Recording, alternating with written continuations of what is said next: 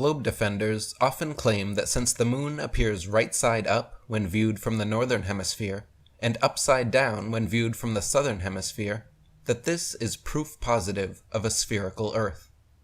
They believe that observers standing in the Southern Hemisphere of their spinning ball are literally upside down relative to observers in the North, and that this is the only possible reason the moon could appear inverted when viewed from opposite hemispheres. Anyone can easily debunk this flimsy claim for themselves, however, by simply taping a picture of the moon to their ceiling and viewing it from opposite sides of the room. The moon will appear right side up when viewed from one end of the room, and upside down when viewed from the other. There is no need for the entire room to be spherical, nor for observers to be standing physically upside down relative to one another to explain this simple phenomenon. On the flat Earth model, the moon as well as the sun are always located somewhere between the tropics, spending the majority of their time on or near the equator. So just like the picture taped in the middle of the room, people viewing from the north will see the moon appearing right side up, while people viewing from the south will see it appearing upside down.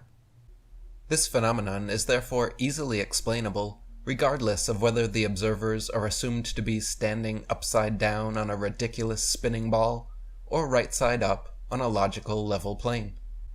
Deeper investigation into the matter, however, reveals details that definitively determine which one it is. It turns out globe defenders are oversimplifying the reality of the situation when claiming the moon appears inverted in opposite hemispheres, because depending where and when you are viewing from, it is actually possible to see the moon at any 360 degrees of inclination. As you can see in the following photographs, the moon does not simply appear either right side up or upside down, but rather appears at all different angles. This is because the moon actually travels over and around the flat Earth like a wheel, making approximately one rotation per revolution. So depending where and when the moon is photographed, you will notice the rabbit or the man on the moon at many various inclinations. What you will not see, however, which you would most certainly have to see if the Earth and moon were both spheres, is different faces and areas on the moon. In the heliocentric model, they claim the moon is tidally locked to Earth, which means that Earth's gravity is supposedly so strong that it causes the moon to perfectly synchronize its period of rotation around its axis with that of the Earth's, so that we only ever see one face of the moon. Now, even if this was true, and the spinning spherical moon somehow perfectly synchronized its rotation with that of the spinning spherical Earth, observers viewing the moon from the high northern latitudes, observers viewing from the high southern latitudes, and observers viewing from near the equator should and would necessarily have to see at least slightly different faces and areas of the moon. It is simply not possible that observers viewing from such different angles could all still only see the exact same face. Observers viewing the moon from high northern latitudes would have to see a very different face from observers viewing from the high southern latitudes, and a slightly different face from observers viewing from near the equator. In reality, however, no matter where and when you look, you will only ever see the exact same face of the moon, albeit at various inclinations.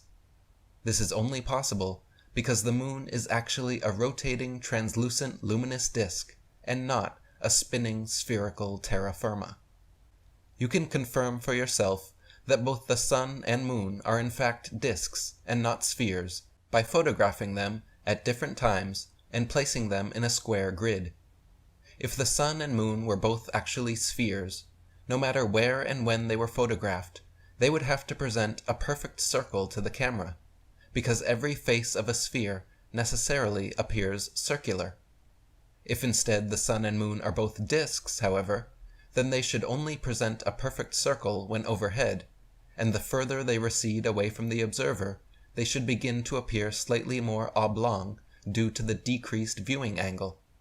Members of the International Flat Earth Research Society have performed this experiment on several occasions, and encourage skeptical members of the public to do the same, as they will find out for themselves which model actually stands up to critical scrutiny.